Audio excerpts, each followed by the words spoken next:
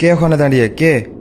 একবার বিদায় রে মা, ঘুরে আসি।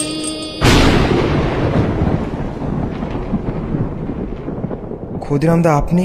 আমি কি স্বপ্ন দেখছি? না ভাই, শোনো, আমি তো তখন বিদায় নিয়েছিলাম। আজ কত বছর পর এই বাংলায় ফিরে আসলাম। বলো, আমার স্বপ্নের বাংলা এখন কেমন? দেশ তো এখন স্বাধীন, তাই না? হ্যাঁ, দেশ স্বাধীন। আমরা বিদেশি শাসন থেকে মুক্তি পেয়েছি ঠিকই, কিন্তু কি কিন্তু?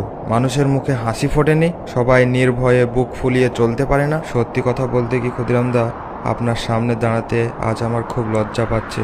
আপনি যে স্বাধীনতার জন্য হাসি মুখে প্রাণ দিলেন, সেই স্বাধীনতা আজও আমার বোনেরা নিরাপদ নয়। মাঝরাতে তো দূরের কথা, দিনের আলোতেই তারা নির্ভয়ে পথ চলাচল করতে পারে না। খবরের কাগজ খুললেই শুধু মা বোনদের ওপর পাশবিক অত্যাচারের খবর শুনতে পাওয়া যায়। বলো কি, আমার ভারতের নারীরা আজও পরাধীন?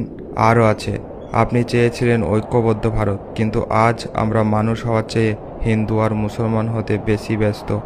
রাজনীতির নামে আমরা ভাইয়ে ভাইয়ে লড়ছি, ধর্মের দোহাই দিয়ে একে অপরের রক্ত ঝরাচ্ছি। যে মাটির জন্য আপনি রক্ত দিলেন, সেই মাটিতেই আজ আমরা হিংসার বীজ বুনছি।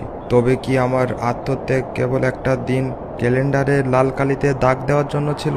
আমি তো চেয়েছিলাম একটা শিক্ষিত, নিরাপদ আর একতাবদ্ধ ভারতবর্ষ। ক্ষমা করবেন ক্ষুদিরাম দা, আপনি ফাঁসি কাস্টে দাঁড়িয়ে যে ভারত দেখেছিলেন, আমরা আজও সে ভারত গড়তে পারিনি।